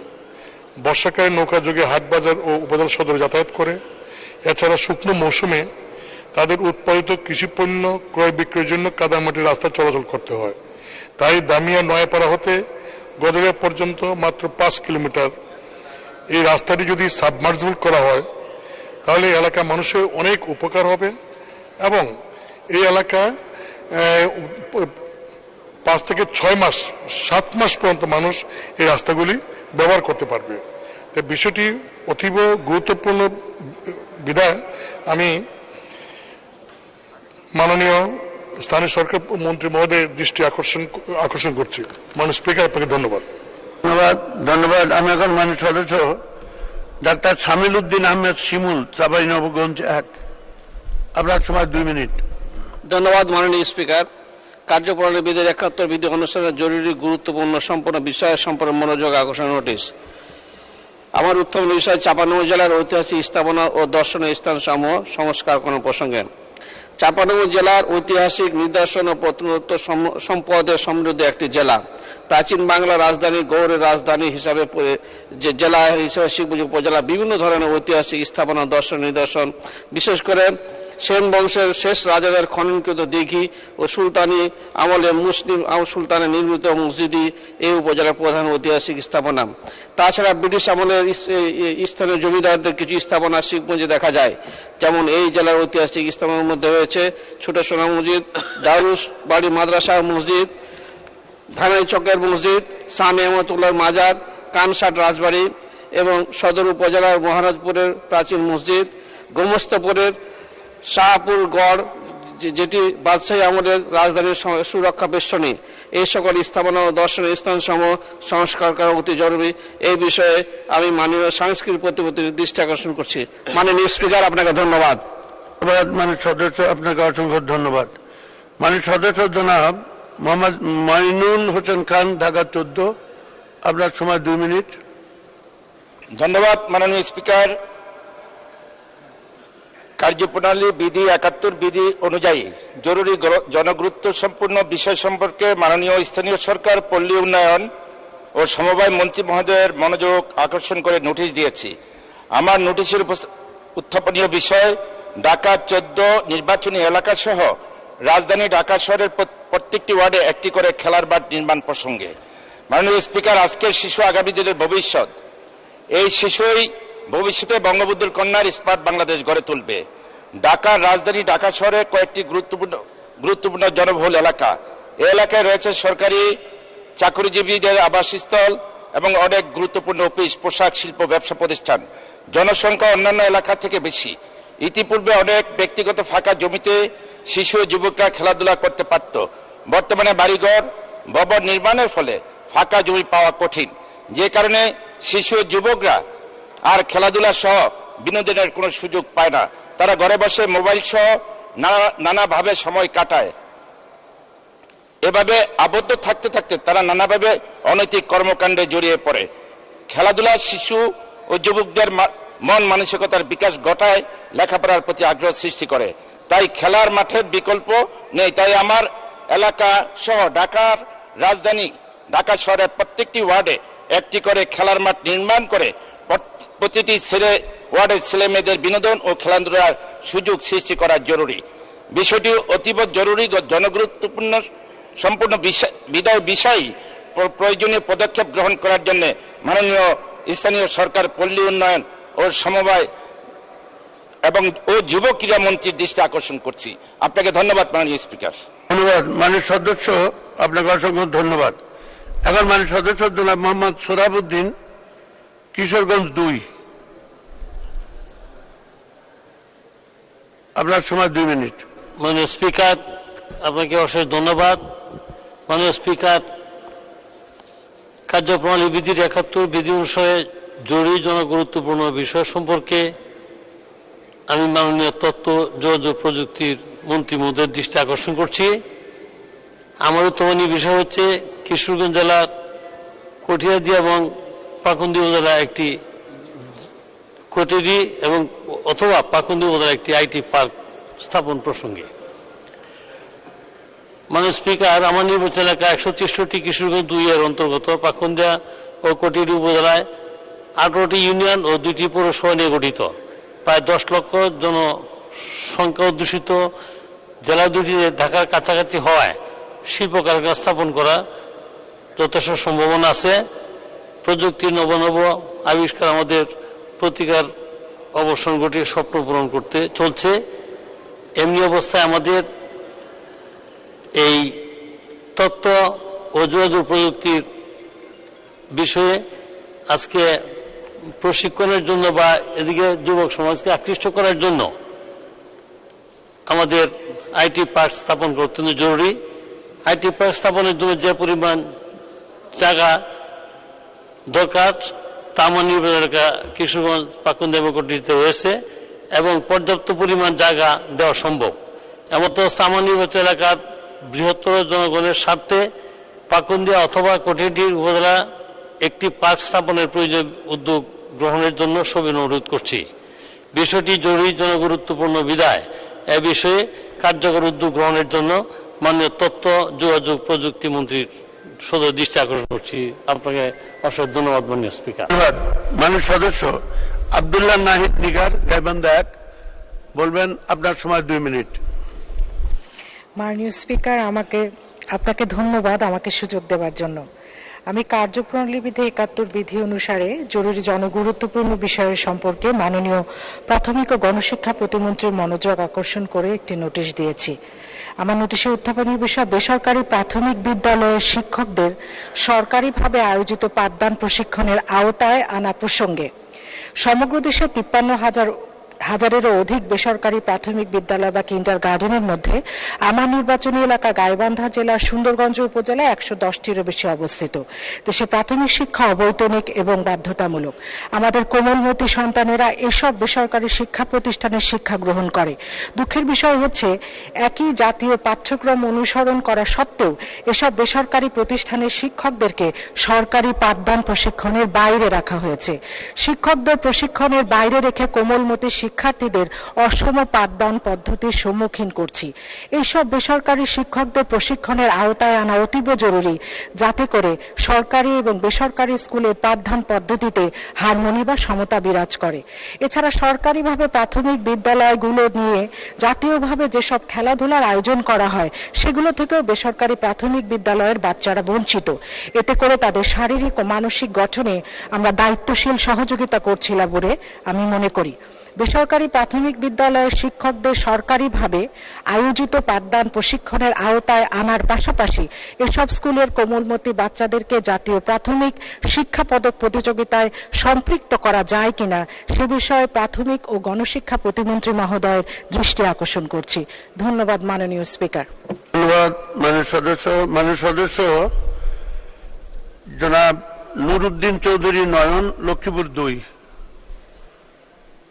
আপনার সময় 2 মিনিট। মাননীয় স্পিকার, আপনাকে ধন্যবাদ।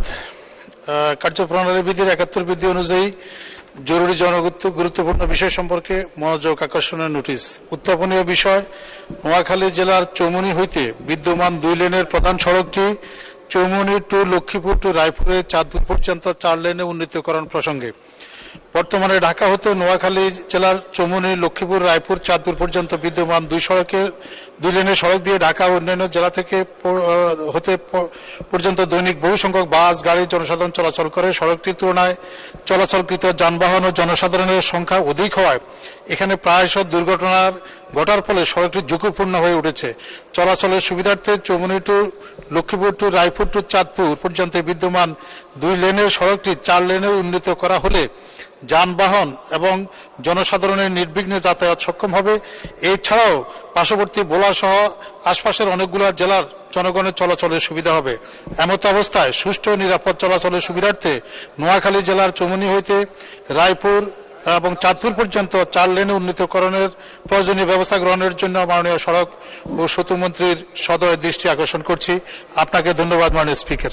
ধন্যবাদ মাননীয় সদস্য। এখন মাননীয় সদস্য জনাব নুরুন নবী চৌধুরী, ভোলা 3, আপনার সময় 2 মিনিট।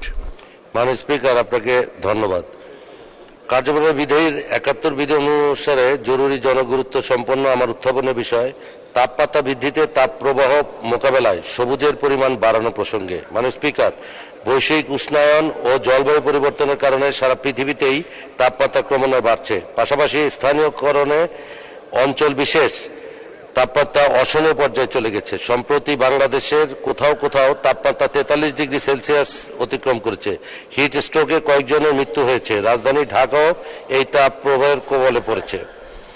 মাননীয় স্পিকার, রান্না, শীতাতপ নিয়ন্ত্রণ ব্যবস্থা, যাতায়াত ও অন্যান্য উৎস থেকে ক্রমেই বেশি তাপ যুক্ত হচ্ছে পরিবেশে। অবাধে বৃক্ষ নিধন হচ্ছে, কমছে সবুজ আচ্ছাদন, বাড়ছে ইট পাথরের স্থাপনা। ফলে পরিবেশ শীতল হওয়ার সুযোগ থাকছে না। বিজ্ঞানীদের আশঙ্কা নিকট ভবিষ্যতে তাপ প্রবাহজনিত সমস্যা আরও বাড়বে। বিশ্বব্যাপী বসবাসযোগ্য নগরের যেসব তালিকা, সেখানে রাজধানী ঢাকার অবস্থান একেবারে তলানিতে। এ থেকে ঢাকার উত্তরণের ঘটাতে পরিকল্পিত পদক্ষেপ নিতে হবে। সংশ্লিষ্ট সমন্বয়ে রাজধানীর পরিবেশগত উন্নয়নে একটি মহাপরিকল্পনা তৈরি করতে হবে। ঢাকার যেখানে যতটুকু জায়গা পাওয়া যায় পরিকল্পিত ছোট বড় নানা জাতের বৃক্ষরোপণ করতে হবে এবং সেগুলো রক্ষার ব্যবস্থা করতে হবে। খাল, নদী, পুকুর ও জলাশয় রক্ষা করতে হবে। নদীর তীর বরাবর ওয়াকওয়ে ও সবুজ আচ্ছাদন তৈরি করতে হবে। ফুটপাত ও সড়ক দ্বীপগুলোর সর্বোত্তম ব্যবহার নিশ্চিত করতে হবে। বাড়ির আঙিনা ও ছাদ বাগান করা প্রয়োজনে প্রণোদনা দিয়ে উৎসাহিত করতে হবে। জনস্বার্থে তথা দেশের স্বার্থে বিষয়টি অতীব জরুরি জনগুরুত্বপূর্ণ সম্পন্ন বিধায় দ্রুত কার্যকর পদক্ষেপ গ্রহণ ও বাস্তবায়নের জন্য আমি আপনার মাধ্যমে মাননীয় পরিবেশ, বন ও জলবায়ু মন্ত্রী মহোদয়ের সদয় দৃষ্টি আকর্ষণ করছি। মাননীয় স্পিকার, আপনাকে অনেক ধন্যবাদ। এখন মাননীয় সদস্য জনাব মোহাম্মদ নাসের শাহরিয়ার জাহিদি ঝিনাইদহ, আপনার সময় 2 মিনিট। মাননীয় স্পিকার, 71 বিধিতে আমার উত্থাপিত বিষয় ফরিদপুর মধুখালী হয়ে মাগুরা পর্যন্ত রেলপথ নির্মাণ প্রকল্পটি ঝিনাইদহ শহরকে যুক্ত করে কালীগঞ্জের মোবারকগঞ্জ অথবা চুয়াডাঙ্গা জেলার দর্শন স্টেশন পর্যন্ত সম্প্রসারণ। এই প্রসঙ্গে মাননীয় স্পিকার, আমার নির্বাচনী এলাকা ঝিনাইদহ 2 আসনের পার্শ্ববর্তী সকল জেলা শহরে রেল স্টেশন থাকলেও আমার ঝিনাইদহ জেলা শহরে কোনো রেল স্টেশন এখনো পর্যন্ত নাই।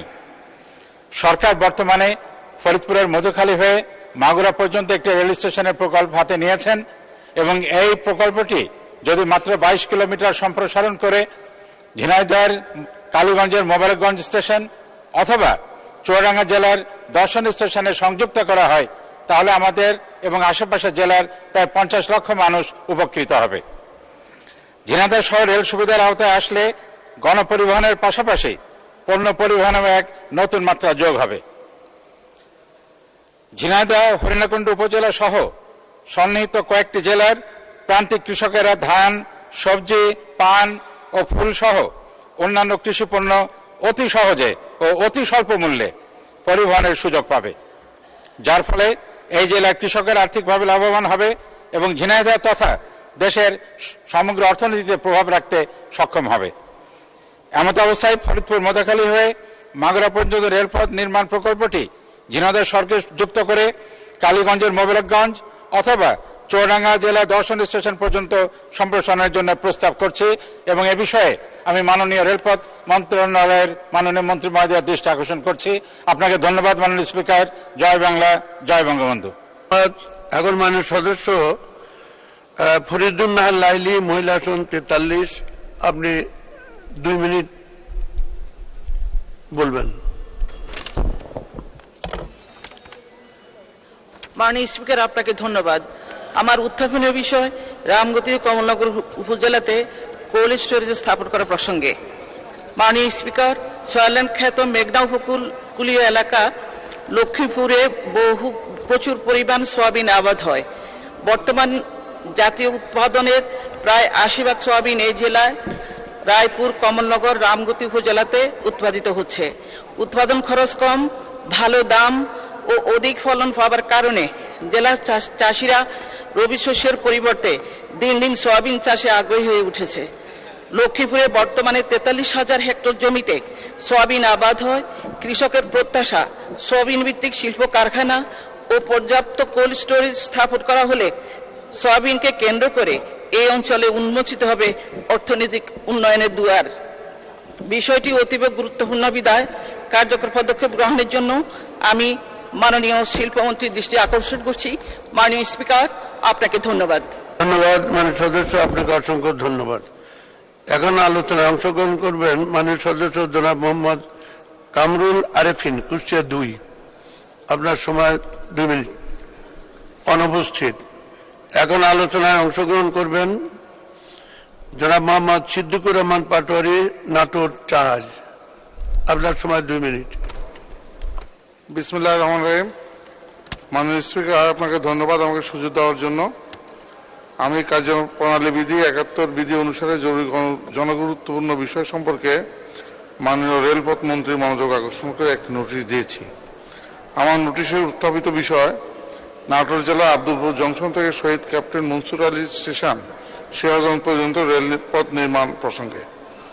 আমার নির্বাচন এলাকা 61 নাটোর 4 গুরুদাসপুর বড়াইগ্রাম এর অধীনে গুরুদাস উপজেলায় নিয়ে গঠিত। নাটোর জেলা রেলপথটি জেলার পশ্চিম কোণ দিয়ে বয়ে গেছে। এতে পূর্বাঞ্চল অন্তত 10টি উপজেলা লোক রেল যোগাযোগ বঞ্চিত। এমত অবস্থায় আব্দুলপুর জংশন থেকে শহীদ ক্যাপ্টেন মনসুর আলী স্টেশন সিরাজগঞ্জ পর্যন্ত একটি রেলপথ নির্মাণ প্রয়োজন।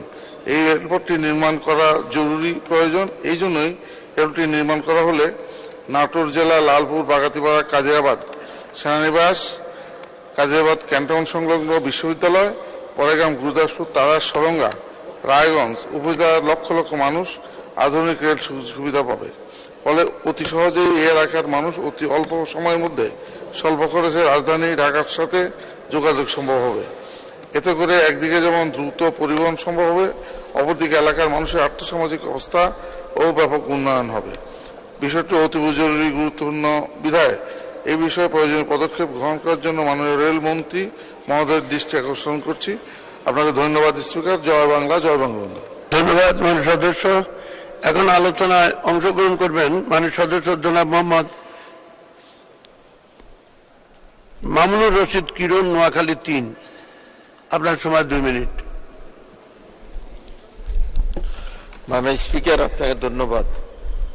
আমার কার্যপ্রণালী বিধি 71 মনোযোগ আকর্ষণ নোটিশ মাননীয় প্রাথমিক গণশিক্ষা প্রতিমন্ত্রীর দৃষ্টি আকর্ষণ করছি।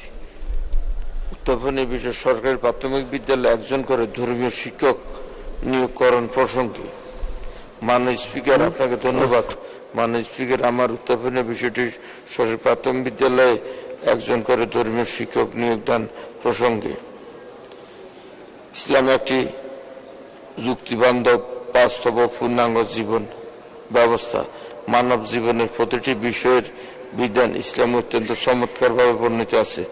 ধর্মীয় অনুশাসন উপেক্ষা করে জীবন অতিবাহিত করলে পদে পদে অশান্তি, অনাচার ও লাঞ্ছনার সম্মুখীন হতে হয়।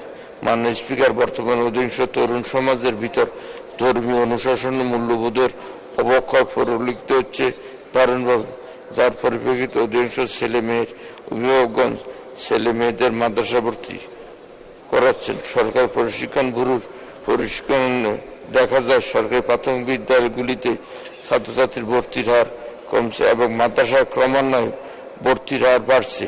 এই প্রেক্ষাপটে দেশের সকল সরকারি প্রাথমিক বিদ্যালয়ে 1 করে ধর্মীয় শিক্ষক নিয়োগ প্রদান সময়ের দাবি জনস্বার্থে বিষয়টি অতি জরুরি জনগুরুত্ব সম্পন্ন বিষয় বিদায় দ্রুত কার্যকর পদক্ষেপ গ্রহণ ও বাস্তবায়নের জন্য মাননীয় আপনার মাধ্যমে মাননীয় প্রাথমিক গণশিক্ষা প্রতিমন্ত্রী মহোদয়ের সদদৃষ্টি আকর্ষণ করছি। মাননীয় স্পিকার, আপনাকে ধন্যবাদ। মাননীয় সদস্য, আপনাকে অসংখ্য ধন্যবাদ।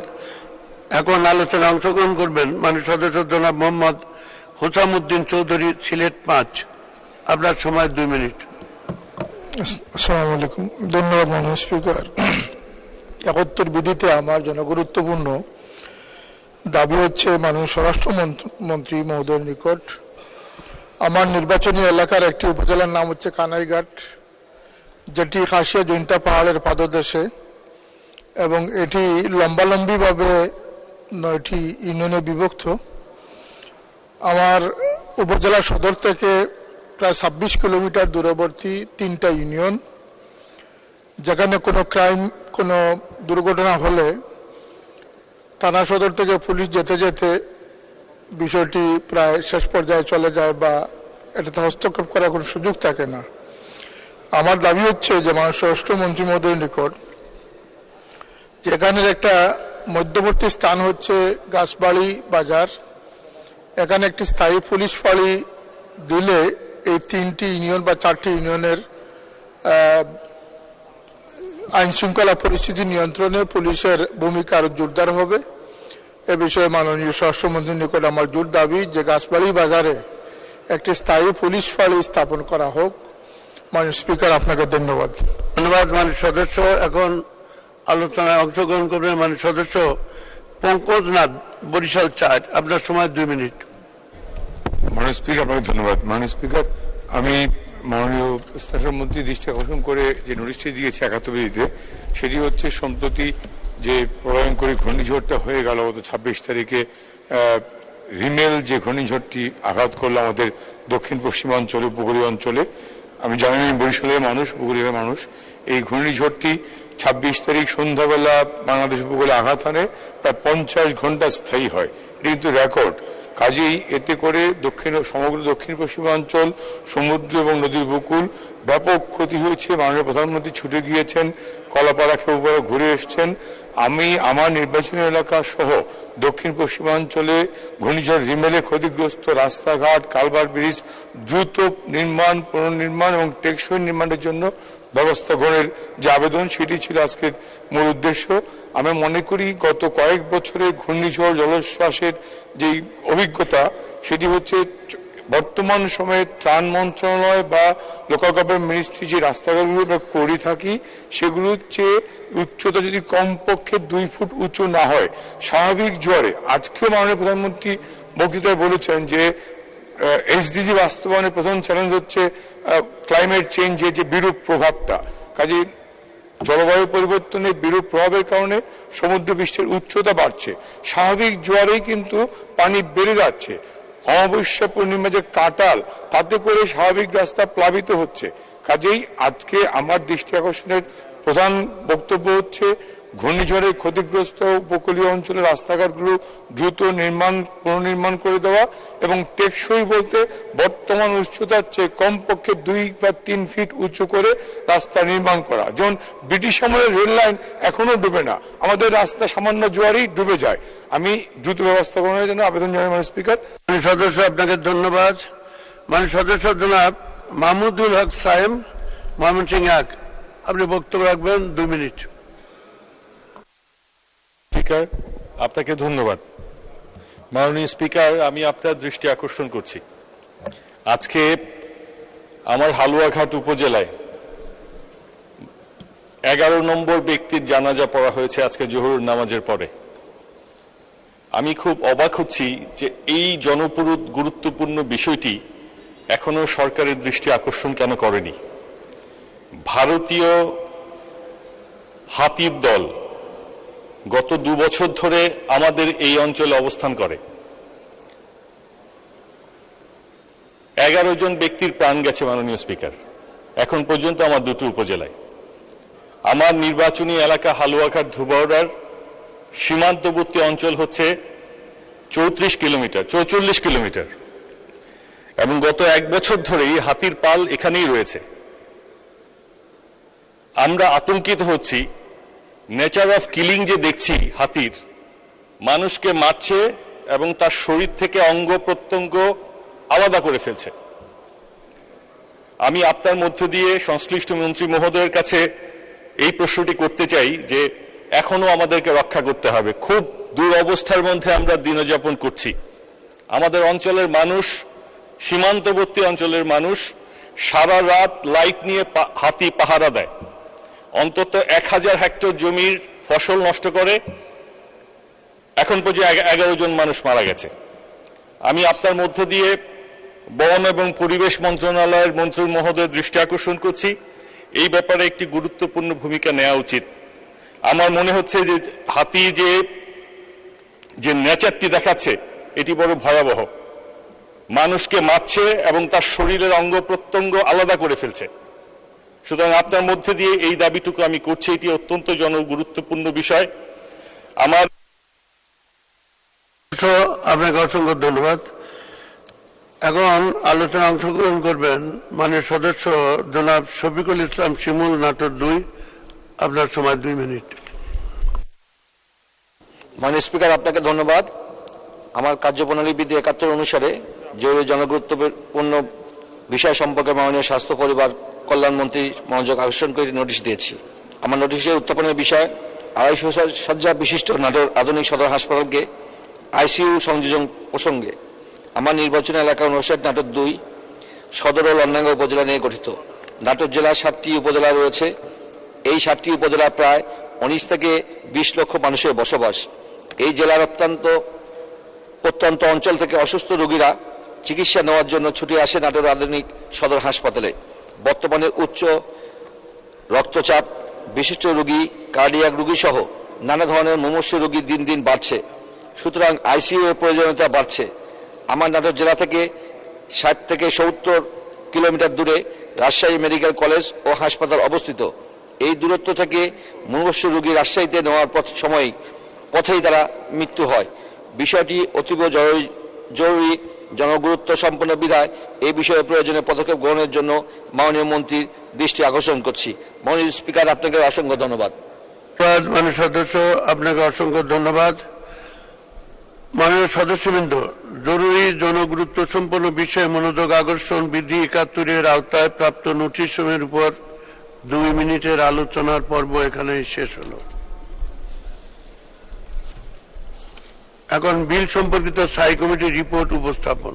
মাননীয় সদস্যবৃন্দ, দিনের কার্যসূচি অনুযায়ী এখন বিল সম্পর্কিত স্থায়ী কমিটির রিপোর্ট উপস্থাপন। আমি এখন অর্থ মন্ত্রণালয় সম্পর্কিত স্থায়ী কমিটির মাননীয় সভাপতি জনাব মুস্তফা কামাল কুমিল্লা 10-কে কার্যপ্রণালী বিধির 211 বিধির 1 উপবিধি অনুযায়ী পরিশোধ ও নিষ্পত্তি ব্যবস্থা বিল 2024 সম্পর্কে অর্থ মন্ত্রণালয় সম্পর্কিত স্থায়ী কমিটির রিপোর্ট উপস্থাপনের আহ্বান জানাচ্ছি। মাননীয় সভাপতি। বিসমিল্লাহির রহমানির রহিম। মাননীয় স্পিকার, আপনাকে ধন্যবাদ। মাননীয় স্পিকার, আমি মুস্তফা কামাল পরিশোধ ও নিষ্পত্তি ব্যবস্থা বিল 2024 পরীক্ষাকরণ সম্পর্কিত স্থায়ী কমিটির রিপোর্ট কমিটির সভাপতি হিসেবে কার্যপ্রণালী বিধি 211 বিধি অনুযায়ী এই মহান সংসদে উপস্থাপন করছে। মাননীয় স্পিকার, কমিটি অত্যন্ত প্রাণবন্ত ও আন্তরিক পরিবেশে বিলটি পরীক্ষা করে এবং পরিশোধ ও নিষ্পত্তি ব্যবস্থা বিল 2024 কমিটি কর্তৃক সংশোধিত আকারে মহান সংসদে পাশ করার জন্য সর্বসম্মতভাবে সুপারিশ করছে। মাননীয় স্পিকার, রিপোর্টের বাকি অংশটি পঠিত বলে গণ্য করার জন্য আপনাকে অনুরোধ করছি। মাননীয় স্পিকার, আপনাকে ধন্যবাদ। হয়ে যাচ্ছে বলে গণ্য করা হলো। ধন্যবাদ মাননীয় সভাপতি, আপনাকে অসংখ্য ধন্যবাদ। রিপোর্টটি সংসদে উপস্থাপিত হলো। মাননীয় সদস্যবৃন্দ, সংসদের বৈঠক আগামীকাল 23 জ্যৈষ্ঠ 1431 6 জুন 2024 বৃহস্পতিবার বিকাল 3 ঘটিকা পর্যন্ত মুলতবি করা হলো। আমি আবার পড়ছি। সংসদের বৈঠক আগামীকাল 23 জ্যৈষ্ঠ 1431 6 জুন 2024 বৃহস্পতিবার বিকেল 3 ঘটিকা পর্যন্ত মন্তব্য করা হলো। আপনাদের সহযোগিতার জন্য আন্তরিক ধন্যবাদ। জয় বাংলা, জয় বঙ্গবন্ধু, বাংলাদেশ চিরজীবী হোক। আসসালামু আলাইকুম ওয়া রাহমাতুল্লাহি ওয়া বারাকাতুহু।